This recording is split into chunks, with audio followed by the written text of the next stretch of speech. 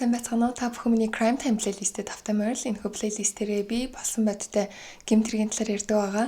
За тэгэд өнөөдрийн хэрэг бол маш урт хэрэг, тийм учраас шууд хэрэглээгөө орцгоё. За энэ бол одоо онлайн дейтинг буюу интернет болзооны сайтаар танилцсан хоёр хосын талаар, тэгэд энэ хоёр хосын харилцаа яаж амжигтайгаар эргэсэн талаарх юм түүх байгаа. За тэгээд өнөөдрийн ярих гэмт хэргийн гол эзэн бол Бохир Жон гэдэг нэртэй. Яагаад Бохир Жон гэж дуудах болсон юм бэ гэвэл хуулийн сургуульд залуу байхдаа сурж байхад нь одоо хүүхнүүдтэй айгу зөв бусаар харьцаж одоо хүссэн хүүхнээ өөрийн болгодог нэг тийм башир аргатай хүн байсан учраас одоо Бохир Жон, Заван Жон гэж найзууд нь нэр өгсөн байгаа. За тэгээд Жоны хувьд гэх юм бол бага насны ер нь аавынхаа хөлийн мөрийг дагаж явсан. Тэгээд багасаа заллин хийгээл ер нь бол болж бүтггүй бүх зүйлийг хийсэн. Тэгээд одоо машины зам дээр одоо зогсгсон тохионы өмнө машинууд ингээд хурдаа багасгах чаа хооронд нь гяс очиж мөрүүлчихэд мөнгө нэгтгэх ч юм уу. Тэгээд мэдээж нөгөө нэг даатгал энтрээ дуутах гад цаг хугацаа авах гэдэг гол нь за зүгээр $300 өгчгөө тэгэл салъя гэх мэтчлэн мөнгө хийдэг. Энэ бүгдийг ааваасаа сурсан. За тэгээд тэрнээс гадна Жон бол ингээд ресторан энтерт хоол идэхээрээ ингээд би давч явж байгаа хэсэг бутархаа шилээ хоолндоо ичээд тэгээ юу болж байна таны хоолноос чи ингээд шил гараад ирлээ гэх мэтчлээ. Ер нь иймэрхүү заллан хийж өссөн. Тэгээд өсвөр насндаа бүр хар тамхи худалдаалдаг, хар тамхи хэрэгэлдэг. Ингээд нэг болж бүтггүй ийм залуу байсан баа. За тэгээ болж бүтггүйсэн ч гэсэндээ 9 урлагийн сургууль төгсөөд хуулийн сургуульд ороод тэгээ хуулийн сургуулаа амжилттай дүүргэж чадаагүй. Ер нь тэгэл энэ хүн тэр хүн сурж явж байгаад за тэгээд Тоня гэдэг бүсгүүтэй танилцсан. За тэгээд Тоня гэдэг бүсгүй болол тэр үедээ 25 настай байсан. Гэтэл манай Жон, Бохир Жон 31 тайсэн. Тэгтээ тэгэл худалч учраас өөрийгөө 24 настай гэж итгүүлээд тэгэл яг л нөгөө сайхан зүйлсийг яриад яг л нөгөө коллежийн найзууд тодорхойлсон шиг эмхтөнд худлаа яриад хуурал мэхлээл башир арга хэрэглээд Тоняг өөртөө дурлуулсан. За тэгээд Тоня бол шууд дурлчих жаахгүй ингээл башир арганд нь орсон. Тэгээд хамтдаа амьдралаа эхлүүлэхэр болоод ингээд 1990 онд хурмаа ачиж байгаа.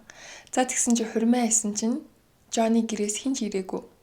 Тэгээд Тоня амар гахаад хурим дээр яа танай гэрээс хүмүүс ирэхгүй байгаа юм бэ гэсэн чинь танай гэрийнхэн бол чамайг ойлгож тусалж дэмждэг. Харин манай гэрийнхэн бол бүгдээрээ архиж хаар тамхичингууд тийм хүмүүсийг хуримдаа урмааргүй байна. Тийм учраас ингээд хойлонгийнх нь ирээдүйд айгүй муухай харуул мөрүүлтэй тийм чинь би ингээд өөртөө сайхан эхэлж байгаа амьдрал муухай гэрийнхнийгаа оруулмаар гэж ярьсан баа. Тэгэд энэ бүгд бас худалгаармаг. Тэгээд тэрнээс гадна одоо чи манай гэрийнхэнтэй бити холбогдоорой. Тэгээ би чамайг гэрийнхэнтэй утгалдуулмааргүй. Тэгээд нэг л чи холбогдчих юм бол хоёулангаас нь салахгүй шүү. Би чамд энийг маш анхааруулж байна гэж хэлж байгаа. Тони бол тухайн үед одоо хурмээж явахдаа наркозны эмч мэрэгчлэн гэдэг мэрэгчлэр сурч исэн совилогч. За тэгээд тэгсэн чинь одоо тэр мэрэгчлийг Жон айгүй сонирхож эхэлсэн. Тэгэл ер нь Тони хичээлээ яахт нь хараад хамт сураал. Тэгээ ер нь бол суралцаж эхлэв. Тэгээ энэ болохоор Тони амар хөөрхөн санагдсан байхгүй юу? Тэгээ Тони за чи үнэхээр сонирхоод байх юм бол хоёлаа чамайг манай сургуульд илсүүл оруулъя. Би ингээд багш нартайгаа ярилцъя гэсэн. За тэгээд багш нартайгаа ярилцаад тэгээд Жоны нэг давуу тал нь ч гэх юм уу да аюу царайлаг залуу. Тэгээд маш өндөр царайлаг тэгээд нам дуугаар ярьдаг хүмүүсийг ер нь бол өөртөө итгүүлэх чадвар маш өндөр.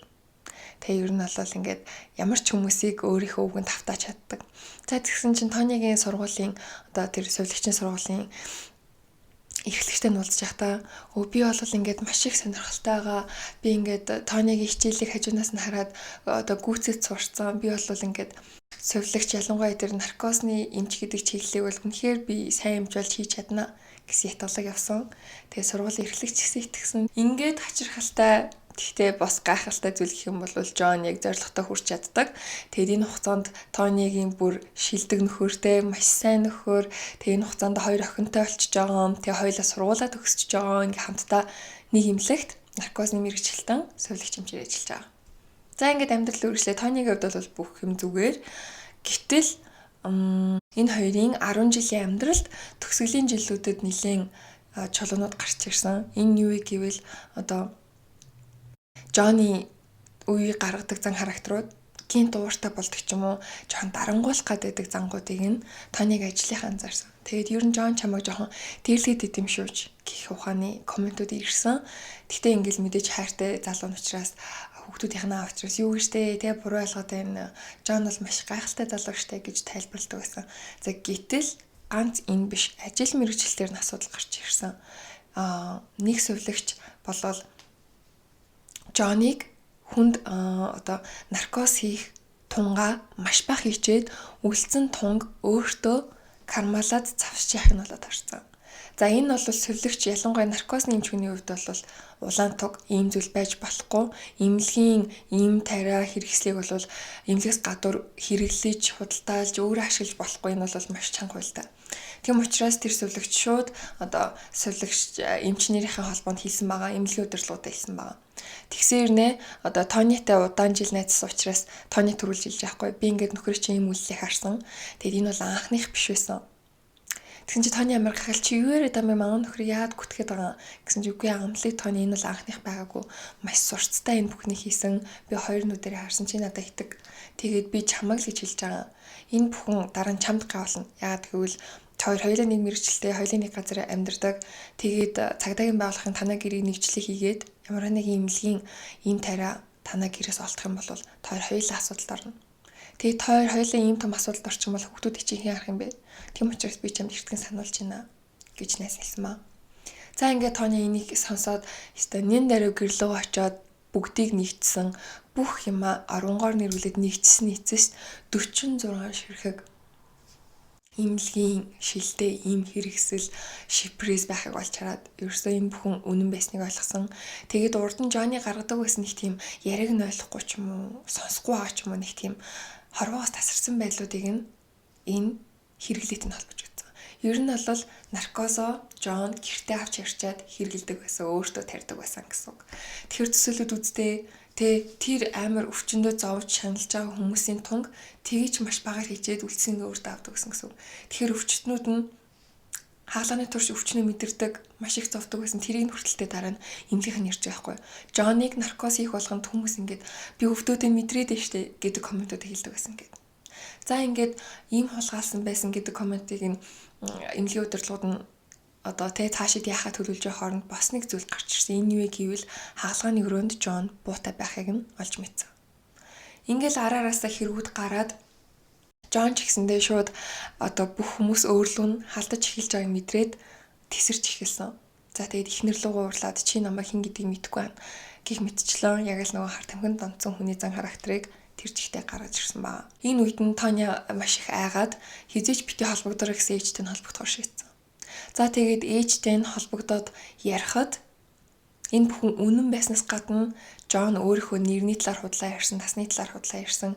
Энэ бүх хугацаанд баг 10 жил гэрэлтэх хугацаанд баг л ярьсан ихэнх зүйл нь худлаа байсан. Тэгээд ээж нь бол анхааруулсан. Одоо хүүгээж одоо Жоны ээж хүүгээ тэр бол маш аюултай хүн, хар тамхи хэрэглээд эхэлсэн үү? Чамд аюул тулгарч гинүү? Тусламж хэрэгтэй нү? Би яг чамаас дуудлага хийх хүлээжсэн. Гэхдээ ямар нэгэн муу юм болоод дуудлага ирэх үедээ гэж айж исэн гэсэн комент ирсэн баг. За ингээд бүх асуудал болоод Тони ч гэсэндээ шууд цагтаад мэдгдсэн байгаа. Яг тэгвэл хүүхдүүдээ аварч гарахын тулд тэгээд бүх хүмүүс одоо ингээд Жоны эсрэг мэдүүлэг өгөөд Жоныг ерэн сурвалжуулж эхэлсэн. Гэтэл Жон зүгээр ч өөрийгөө бариад өгчөөгүй, хэрэгүүлээчээгүй шууд цухтааж байгаа. Ингээд буудалд байхад нь цагтаа нар барьж авсан. Гэтэл тэр буудалд олдохдоо overdose буюу ямар нэгэн зүйл хэтрүүлээ хэрэглэсэн байдалтай болсон, ухаалтцсан, ухаангүй. Тэгээ хажууд нь янз бүрийн эмний шилнүүд болсон. Тэгээ мэдээж л хүний ирэх шүү дээ. Цагдаа нар шууд барьчилж болохгүй. Тийм чинь төргөн тусламж дуудсан.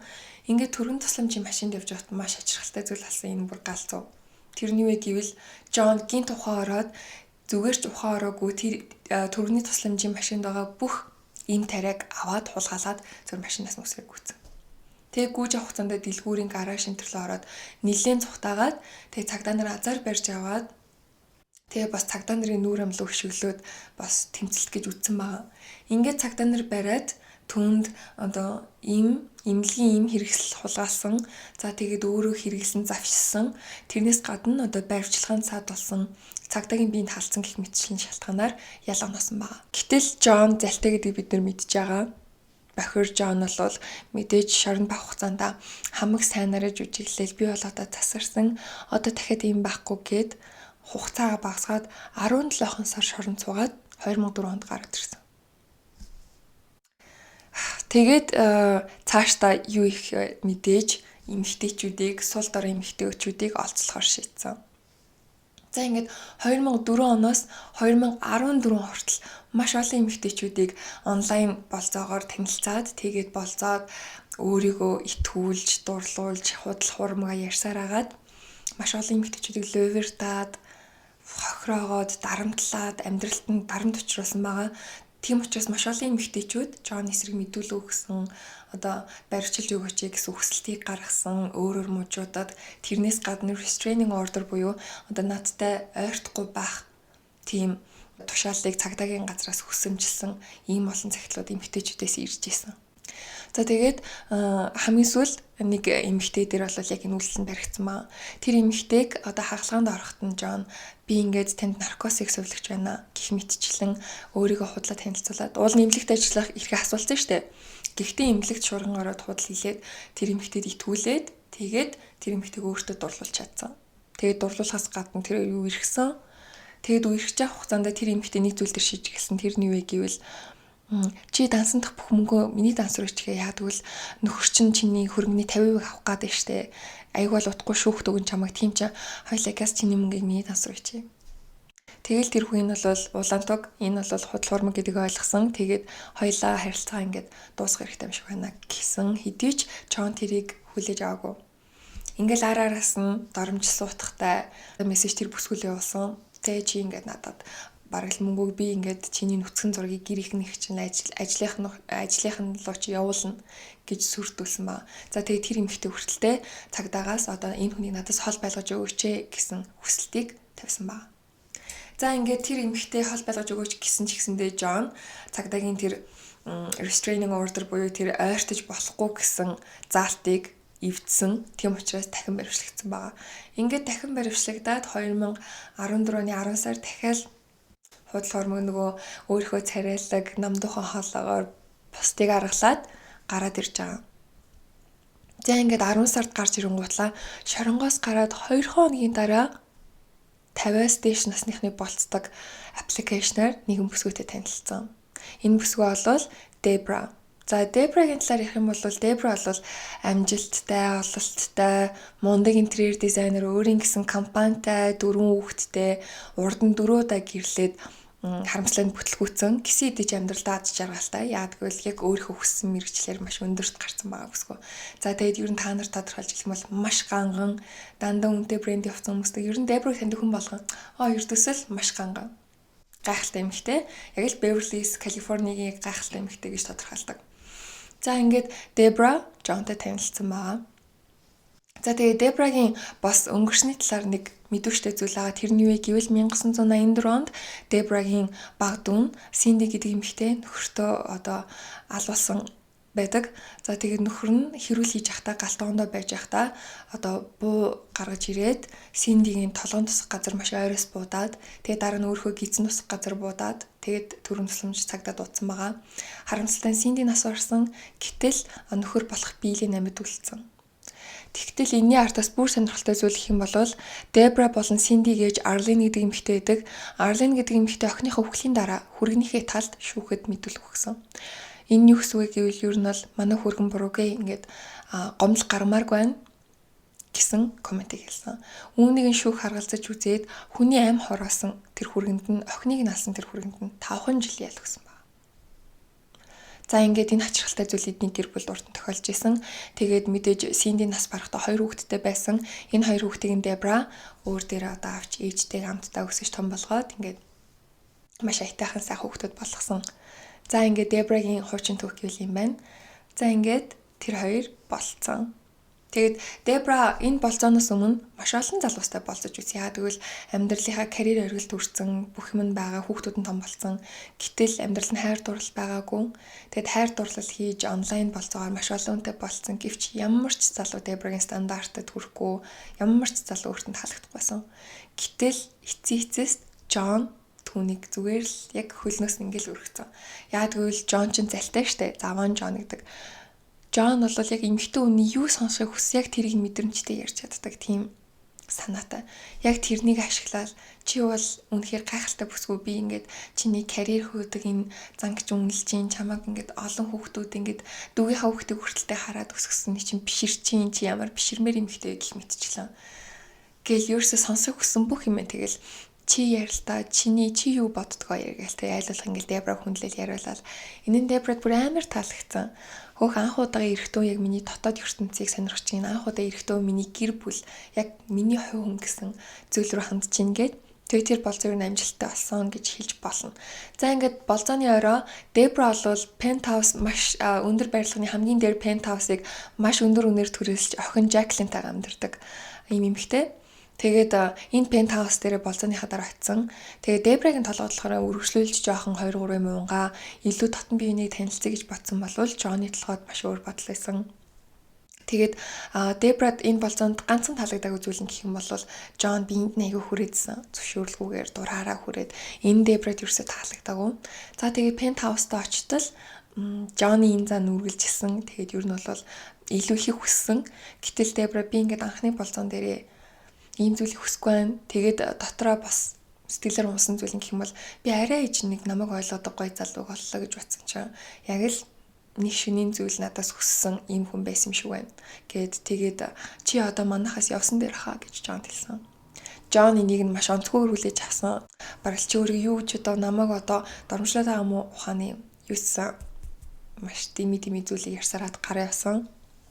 Тэгээ маргааш нь Дебра ажил дээр орой байж тал Джон залгасан. Тэгэл дахиад нөгөө худал хуурмаг сайхан намдухаа холоогоор зохиогоол те би өчтөр маш их уусан байлээ. Намайг үнэхээр уучлаарай. Би биш байсан шүү. Чам шиг юм гайхалтай эмэгтэй хүндлээгүй. Ёстой тэнийг юм би ингээд надад ганцхан болсон боломжоо алдчихлаа. Тухайн нэмэрээд мэдээж энэ Дебрагийн сэтгэлийг хөдөлгөж чадсан. Ингээд тэр хоёр харилцаагаа өөрчлөсөн. За тэгээд энэ хоёрын харилцаа хамгийн нийтдээ бүр гэрлийн хурдаар болж өнгөрсөн. Яг ч нөө Дебра амьдралдаа ийм зүйлийг хүсэж хүлээж исэн учраас илүү их эфорт гаргасан. Тэгээд Джон ч гэсэндээ яг л Джон байдгаараа л тэг ингээл бүгдийг сайхан болгоод бүх зүйл сайхан байгаа юм шиг жүжиглээл төгс эрэгтэй хүн төгс эмэгтэй хүн хоёр ингээд төгс учрал бүрэлдсэн юм шиг яг л тэнцээ тийм атмосферыг бүрдүүлж чадчихсан. За гэтэл мэдээж Дебрагийн хоёр том бос охин байгаа. Хамтдаа амьдардаг Жаклин, тэгээд Лас Вегаст амьдардаг Тера гэдэг охин. За тэгээд Жаклин бол айгүй нэг тийм санал бодлоо шүүжүүлээд идэгдэлжтэй охин. Гэтэл энэ ээжтэй нь болцсон гэдэг залуу, эмч залуу ойр орох ирж хоноод агаад дургуутч эхэлсэн. Юу эмч залуу тэг ингээ харсан чинь ердөөсөж Жаклин тааламжтай санагдаагүй. Яг гэвэл Джон эмчийн хувцсыг за ингээ та нарт би харуулъя. Эмчийн хувцс гэдэг ер нь бол эмчнэр эмнэлгээс гадуур энэ хувцааны хөмсөд дэдгүү яаралтай л ажилтай биш бол гэтэл Джон өдөр бол уулц болгондоо харах болгонд нь энэ хувцтайгаа л гэдэг. Тэгэд энэ хувцас зүгээр ч цэвэрхэн хувцас ш доороо сэмэрчихсэн бохир. Тэгэд ямар эмчхээр ийм мухан халтар байд юм бэ? Гэр оронгүй маашаа гэх мэтчлийн комментуудыг Жаклин амар хөөгдөг гэсэн. Тэгээ энд ээж нь амар имзэглээд би арай ээж ингээд өөртөө таалагдсан болж байгаа бити ингээд л та гэж охиноосоо гуйсан. Гэсэн Жаклин бараг л наад залуу хурд эндээс явал гэрт байхад тухгүй гэж араарс нэлсэн. За ингэж л нэг маш том хандви арга хэмжээ болдог байхгүй юу? Тэгээ мэдээж Дебра чин маш нэр бүсгүй учраас ингээд хандви арга хэмжээнд өргөцсөн. Тэгэл мэдээж л хамаг мөнгөтэй хүмүүс хандви арга хэмжээнд ирэхдээ хамаг ганганаараа ирдэг, зураг хөргөө авах болно гэд. Тэгэд мэдээж Дебра болцож байгаа залуу Джонныгоо ирсэн. Гэтэл Джон яг л нөгөө нэг совлогчийн хувцастай өргөдөрсөн. Энэ нь Дебраг жоохон гайхшруулсан. Өдөр болго энэ хувцастайгаа байдаг. Гэхдээ бүр арга хэмжээндэр хүртлөө гэд. Гэтэл Джон юу сайхан яриагаараа би өстө нэрээ амар завгайлаа хаалхан шууд ороод тэгэл ингэсэн чинь юм болчлоо. Тэгтээ шууд хүрээд ирлээ. Тэгтээ чи надад санаа зовхгүй өстэй найзууд чи намайг юм ч гэдгийг хараад харин ч чамаар бахархах байлгүй дээ. Гэлэг тарих угаалт явагдсан. Тэгсэн чинь нэрээс тийм юм уу да гэл. Тэгэл тэр орой би биэндээ маш сэтгэл хангалуун, Дебра Джон сэтгэл хангалуун найзуудаа танилцуулаад гэхдээ мэдээж найзууд нь сонирн байсан.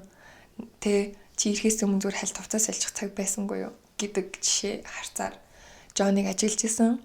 Гэтэл тэр хоёр маш ажиргалтай байсан. 6 хүртэлтэй татуулсан. За ингээд энэ хоёрын харилцаа 7 хоногоор маш хурдтай явж исэн. За ингээд охин Жаклин мэдээж дургуйгаад байгаа штэ. Тэгэл гэрт нь ер нь жоохон хүүтэй харилцаатай. Тэгээд бас Жаклины нэг анзаарсан зүйл гэх юм бол Джон машингүй. Тэгээд ямар эм чин Калифорни мужид машингүй байдаг лээ. Энд чи одоо эмч байтга хүн болгон машинтай тэрнээс гадна наркозны эмч бол яаралтай дуудагддаг мэрэгч шүү дээ. Гэтэл машингүй юу болж байна гэх мэтчлэн зүйлсийг комент ирүүлсэн. Гэхдээ л нөгөө Дебра Джоны өвөнд итгэсэн. Тэгээд Джон Дебратай уулзахдаа ер нь бол миний хуучин эхнэр миний хамаг хөрөнгийг авчихсан гэдэг хүүхдийн тэтгэмжгээд миний намайг бүр хоосолцсон. Тэгээд би урд нь Иракт бос байсан хүмүүс тусалж исэн, сайн дур юм чийдэг байсан гэсэн зүйлст нь итгэц учраас тэр бол гадаад төрөнд нэг анхаардаг юм аа. Джон бол гадаад үзэмжс дотоод юм. Хүмүүс туслахыг боддог. Машин тэрэг бол хамаагүй гэж өмөрсөн. За ингээд Джонд хувцас авч өгөөд гой үнэтэй хувцас авч өгөөд ингээд бүр төгсөс болсон гэсэн. Гэтэл Жаклин энэ бүр таалагдаагүй. Тэгээ та одоо бүх юмын төлөөд юу болоод байгаа юм бэ гэд. Тэгээ босныг таалагдаагүй зүйл нь гэх юм бол пентхауст нь ирчээд ертөөс ингээл бүх юм ажиглал. Тэгээ Жаклин шууд хэлжсэн. Та зүгээр харалтаа бити хүрээдээ. Манай гэрийн бити хүрээдээ. Хаашаа юм урдны юм харж байгаагүй юм гэд. Тэгэл Жаклин болон Джоны дунд асуудал үүссэн. Энэ нь Дебрагийн үе байдалд оруулсан. Ингээд Джон Дебрад хор өгнө шидэж эхэлсэн.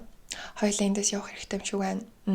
Таны охин битээр яаж тухгүй ах шүү гэн. Хоёулаа өөр амьдралаа ингээд ихлүүлүүл дээр биш шүү гэх мэтчлэн комментод.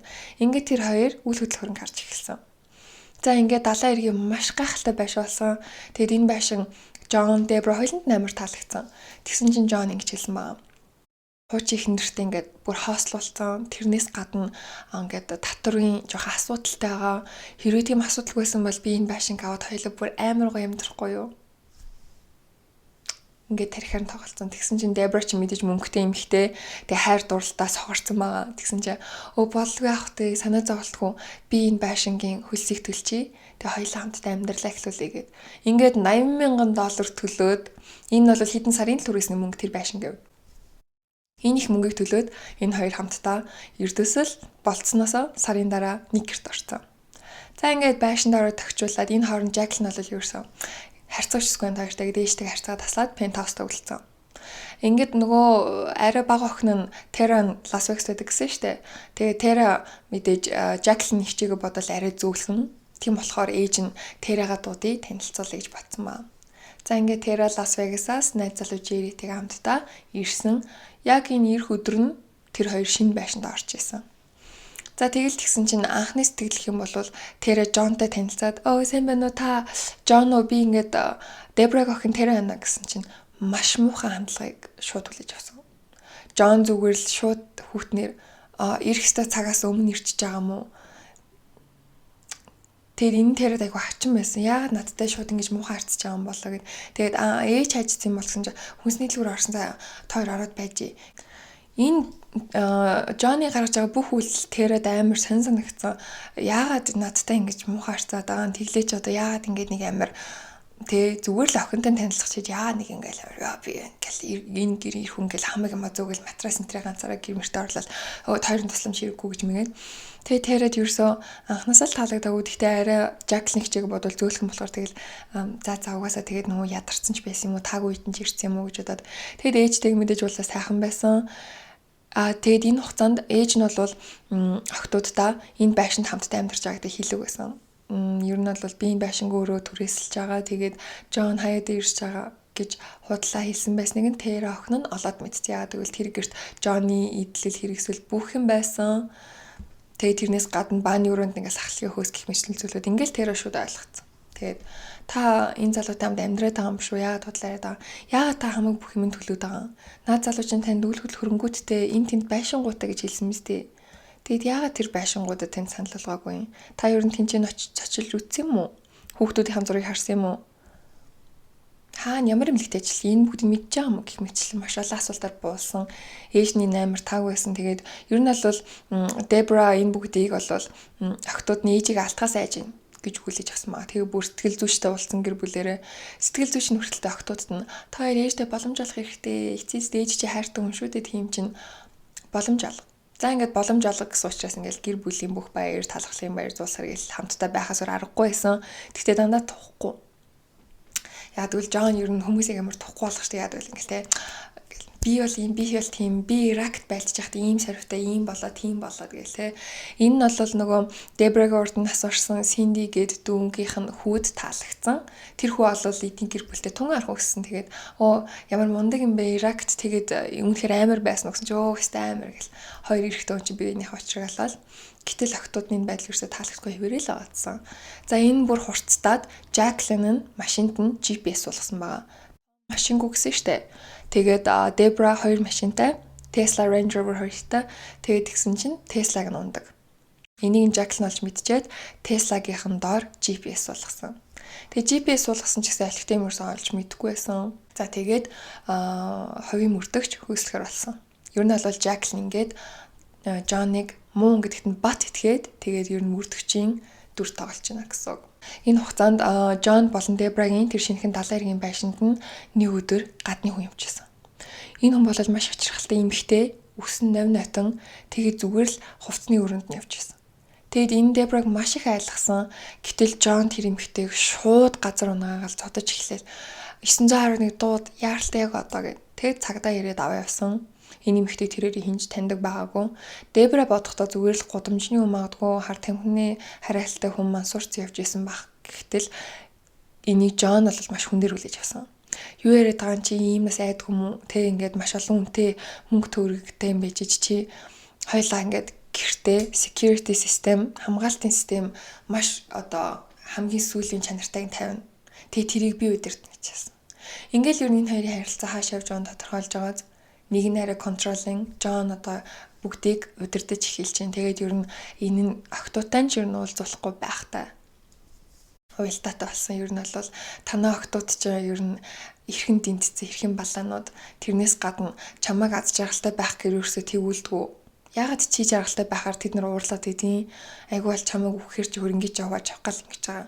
Гэх мэтчлэн муухай зүйлсийг Дебрагийн чихэнд өдөр болгосоо Дебра сүлдээ октоудагаа ч өмөрхөө байлцсан. Ерөөс амын дагуулаа л байгаа тийм ээ гэл. Тэгээ бүр нэг удаа октоудын талаар муухай мэрж яхахын нөгөө Синдигийн хүү сонсоод охины чинь баг би бол баг буутчих чадна ухааны мэрээд тэг мэдээж Синдигийн хүү чи ээжигээ буудуулж алдсан штэ. Тийм учраас энэ маш эмзэг туссан. Тэгээ ер нь энэ залууныг л биш вэ гэдгийг бас ойлгосон байна. За ингээд хоёр охин нь дүүгийнх нь хүн ингээд гуруула Джонны нэг л биш вэ гэдгийг нь ойлгочихж байгаа штэ. Тийм учраас илүү хүч нэгтгэхэд хамтдаа Джоныг судалж эхэлсэн. Энэ хооронд буюу шинэ гэртээ ороод төд удаагүй байж итэл Дебра Лас Вегас руу явах ажилтаа болсон. За тэгээд машин бариад Лас Вегас руу явах болсон. Гэтэл Джон ч мэдээж л хорвоодлын хамгийн сайхан нөхөр болж үжиглэв юм чаа. Өө чи ядраа штэ би чиний машиныг унаад явъя Лас Вегас руу хамтдаа очиж хүчилтий гэсэн. Тэгээд энэ бол дотор нэг бодолтойс яа тэгвэл Лас Вегаст хүмүүс юу гэдэг вэ гэвэл согтоод гэрлэлтэд батлуулдаг. Энэ бол маш олон тохиолддог. Энүүгээр угаасаа Лас Вегас алдартай. Лас Вегаст юу болно тэндээ үлдэнэ гэдэг зарчимтай. За тэгээд энэ боломжийг бол алдаагүй. Ингээд мэдээж Дебра очиад Лас Вегаст ажил төрлөө хийгээд дуусгасны дараа оройн тэр хоёр ууж идээд л баярлалаад л жаргалдаад л тэгсэн чинь Джон яг нөгөө хорог нүд хэлж эхэлж байгаа. Чи бит хоёр ихнэр нөхөр хоёр байсан бол гоё шүү. Би нэрээ чамаг ихнэрээ болохыг хамгийн хүсэж байна. Даанч чи ингээд хүүхдүүд чи хоёлаа асуудалтай байгаа юм чинь гэж яг нөгөө өрөвдүүлэх тактик явсан. Гэтэл Дебра юу гэж тэ хоёлаа сууж болно шүү дээ. Яг одоо өнөө өрөө хоёлыг гэрлээ л да. Тэгээ тэр хоёр хормайсан. За ингээд хормайсан зургийг яг одоо харуулъя. За тэгэл ингээл ерөөсө хөрөнгөхийн 50% нь орчиж байгаа юм чинь Джонны хувьд. За тэгэл Лас Вегасээс ирээд мэдээж одоо гэрлэлтээ хүүхдүүдээсээ нуусан. Яагаад гэвэл хүүхдүүд нэг маш хүнээр хүлээж авах учраас. Гэхдээ ер нь ингээд харилцаагаа ойр дотны хүмүүсээсээ нууна гэдэг чинь чиний харилцаа эрүүл биш байна л гэсэн. Яг тэрний жишээ одоо явж байна. За ингээд Джонны талаар энэ хугацаанд нь хүүхдүүд нь мэдээллүүдийг олж мэдсэн ба. Джонны хизээч Ирак яваагүй гэдгийг мэдсэн. Энэ бүгдийг бүх нэг хувийн мөрдөгч Джонны талаар мэдээллүүдийг гаргаж ирсэн. Ингээд шоронд орж исэн нь, маш олон эмэгтэйчүүдийг зайлж исэн нь, маш олон эмэгтэйчүүд Джонны эсрэг мэдүүлэг өгж исэн нь. Тэгэд бас нөгөө хол байх хүсэлтийг цагдаагаас хүсэж исэн нь, Иракт хизээч явж байгаагүй, шоронд байсан. Ганцудааш биш бүр 2 удаа, хэд удаа. Тэгээд хар тамхины асуудалтай хар тамхины хэрэгт орж исэн гэдэг бүх юм нь болоод уншсан. За тэгээд энийг яаж ээжтэй зүгээр ойлгох вэ? Хэрвээ зүгээр ойлгох бол яг л зүгээр нэг хідүү хүмүүс нь үзье ядаад байгаа юм шиг харагдаж штэ. Тэгээд яаж энэ бүгдийг зүгээр хэлэх үү гэ тэгээд мэдээж хамгийн ихтгэлтэй хүн болвол дүү Синдигийнх нь хүү Шад. За тэгээд Шад Дебратай уулзаад Дебра ихтэй би ингээд танд амар хайртай мэднэстэй. Гэхдээ би ээжигээ алдсан шээ таныг ч заалтмааргүй. Та ингээд буруу харилцаанд байгаад байна. Наад хүн чинь танд худлаа яриад байна. Үйл хөдлөх хөрөнгөтэй гэсэн худлаа. Иракт байж исэн гэсэн ч худлаа. Тэглээд наад хүн чинь баг эмчийнхаа зөвшөөрлөнч одоо өөрийнх нь биш юм шүү сувлагчийн зөвшөөрлөн. Тэгээд урд нь ийм хэрэгт холбогдож исэн юм байлаа гэсэн комент хэлэхэд Дебра шууд хүлээж аваагүй. Би тэр хүнд хайртай штэ. Та нар яагаад миний хайртай хүнийг зүгээр надтай байлгахч болохгүй юм бэ? Бити миний хувь амьдрал ингэж ороод бай. Миний та нарт гуйх юм лээ гэж хэлээд гараа авсан. Тэгээ шууд ээжтэй уулзсан юм л да. Тэгэд ээж нь хэлсэн штэ өмнө нь охиныгаа алуулсан ч гэсэн хүргэнийг өмөрж исэн гэд энэ бүгдээрээ шашинтай холбоотой яадаг л ээж нь маш том итгэгч. Тийм учраас хэгчнээ хүргэн хүн охиныг наасан ч гэсэндээ түүнийг уучлах юм бол охиныгоо диваажинлоо явуулна, сэтгэлийн амар амгалангоо олно гэж үзсэн учраас тэр үйлдэлийг урд нь гаргаж ирсэн. Тэгээ тэрнийхээ чадлаар Дебрагийн тал зогсоод хүүхдүүд чинь чамайг удаандаа ойлгондоо том Джон бол сайн залуу цаг хугацаа л харуулна. Тийм ч бити санаа зов миний охин гэсэн зүйлээ өгсөн. Ингээд Дебра амар таатай болсон ч гэсэндээ нэг л юм толгойд нүлтцэн. Очиж нөгөө хайртай Шад хүн ийм хэлэхээр жоохон үнэмшлээ санагдаад тэгэд ягаад чи жоохон судалгаа явуулж эхэлсэн. За тийм нөгөө гэрийнхаа камерын системээр Джоныг ажиглаад Джон заримдаа ажлын өмнө хэлжээд буцаж орж ирээд гэртээ унтж байгааг харсан. Тэгээд дараа нь энэ талаар нь асуухад мэдээж л үлгэр сайн зохиодог гүйлгээ ухаантай Джон бол харин гинт наркоз хийх өвчтөн маань шаардлага гуулаад би буцаад ирээд ингэхгүй юу ер нь иймэрхүү инженерийн амьдрал зөндөө тохиолддог штэ гэх мэтчлэн комментэр өөрийгөө халахалсан тэрнээс гадна ингээд үе үе Джон амирх бэлэн мөнгөтэй ирдэг $10,000 $15,000 тэгэнгუთ юу бэлэн мөнгө гэхээр нөгөө манай даатгалгүй өвчтөнгүүд татвараас зайлсхийгээд ингээд бэлэн мөнгөөр би үйлчлэлт юм аа. Тийм болохоор ингээд бэлэн мөнгө байгаа. Хоёлаа дундын дансандаа би мөнгө ичээ. Гэх мэтчлэнгээр дундын данс руугаа илүү ойртож эхэлсэн. Ингээд энэ үйл явц өнгөрөөд байгаа ч гэсэндээ одоо Дебра судалсаар л байсан. Тэгээд Жонд нэг хоёр тустай шургуулга байдаг. Тэгээд Жон ер нь миний юм битүү хурж байгаараа би ингээд миний юмд хүн ихээр дургаад шүү гэдгийг ойлгуулсан. Гэхдээ тэрийг нь олж үзээд бүх урдны хэрэгүүдийг нь олоод харсан. Цагдаагаас ирж исэн имэйлүүд, захидлууд, цахим шуудангууд тэр дундаа бүр шоронгоос ирсэн байсан захиаг нь хүртэлтэй олоод харсан. Гэтэл бүр урд нь өөрийнх нь хэрэг дээр ажилласан цагдаа нарыг алуулах гэж $10,000 хамтдаа шоронд исэн хүмүүсийг хөслөх гэжсэн оролдлогууд. Тэгээ 5 ширхэг гэрчийг бас устгуулах гэжсэн оролдлогууд. За тэгэл ер нь ингээл маш бохирт хөвгүүдэн гараад ирсэн. Тэгсэн чинь бүр ингээд болзооны сайтнууд дээр одоо энэ хүнээс болгоомжлоорой гэдэг эмэгтэйчүүд бас бие биендээ сануулад репорт хийдэм байна л да. Тэгсэн чинь өөрийнх нь талаар маш олон эмэгтэйчүүд репорт хийснийг принтлээд аваад татгалдаг. Энэ бол мэдрэл муутай гаржиг залуу энэ залуус холоо Джон заван Джон гэдэг нэрээр алдартай гэд тэгээд тэрийг өөрөө хадгалдаг. Энэ бүгдийг нь олоод уншчихсан. За тэгээд Дебра маш ухаалгаар хандсан. Би шууд айж болохгүй. Шууд ямар нэгэн буруу болсон шиг харагдуулж болохгүй. Тэгэхээр яах ёстой вэ гэд хуульчтай ярьсан. Тэгтэл хуульч нь бол яг одоо гэрлэлтийнхаа тэр хөрөнгө хуваана гэдэг хүсэлтэй бол тэгээд хэрвээ чи гэрээслэлт битсэн байгаа бол гэрээслэлт чинь Джонны нэр байгаа бол яг одоо өөрийнхөө өмгөөлөгчтэй, хуульчтай уулзаад нэрийг нь асуул. Тэгээд чи Жонд одоо миний гэрээслэлд чиний нэр байхгүй шүү гэдгийг ойлгуул. Хэрвээ ойлгохгүй бол чамд ямар нэгэн тохиолдол аюултай гэж хэлсэн ба. За тэгээд бас би энэ маш мууцсан яа гэвэл ийм юм сонсно гэж эзэж төсөөлөө. Тэгээд яаралтай сэтгэл судлаачаас тайвшруулах юм авч уусан ба. Ингээд хүүхдүүдтэйгээ уулзсан хэрэг явдлаа ярьсан, хувийн мөрдөгчтэй уулзсан байгаа. Гэтэл хувийн мөрдөгч бол ингээд зөвлөсөн. Одоо та бүгдийг мэдсэн. Тийм чинь энэ хүн одоо ууралж эхэлнэ, агрессив болж эхэлнэ. Тийм учраас зүхтаа. Тэгээд аль болох хурдан тэр байшингаасаа гар мэдгүй газар руу яг өөрийнхөө дүр төрхийг сойл бити юм үнтэй хинч мэдхээр хувцалтай энгийн шиг хувцал үсний хадслыг магадгүй өөрчил гих мэтлэн зүйлүүд өгсөн. Азар энэ үед нь юу тохиолдсон бэ гэвэл Дебра гэртээ иртэл Жон ухаалтж байсан. Тэгээ Жон бол маш удаан хугацаанд нурууны асуудлаар одоо зовж тарчилж явж байсан. Тэгээд ийм ч болохоор Дебраг хажууд бас миний нурууны өвчин дард юм а гэд мэдээ алдуулагч өөртөө тарьж яахыг хэд удаа харсан. За ингээд яаралтай эмнэлэгт хүрэгдээд ирчихэж байгаа штэ.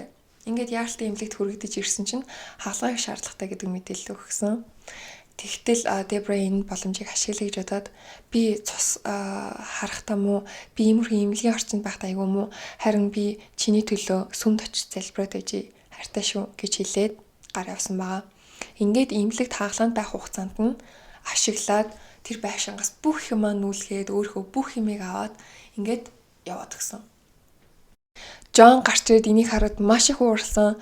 Тэгээд ингээд уурлаад янз бүр юм яагаад те чиний хөрөнгө бол тал минийх ах хэвээр гэх мэтлэн онцгой зүйлсийг ярьшаад тэгээд сүүлдээ жоохон намдаад тэгээд хамгийн сүүлийн карт буюу өөрөвдөлтийн карт ашигласан.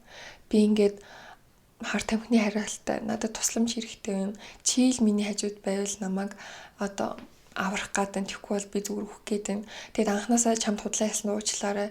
Зүгээр л чи хитрхи төгс юм ихтэй би худлаа хэлэхгүй бол чи хийж намайг олж харахгүй юм шиг санагдаад худлаа ярьсан юм. Ингээл араараас нь урсгасан.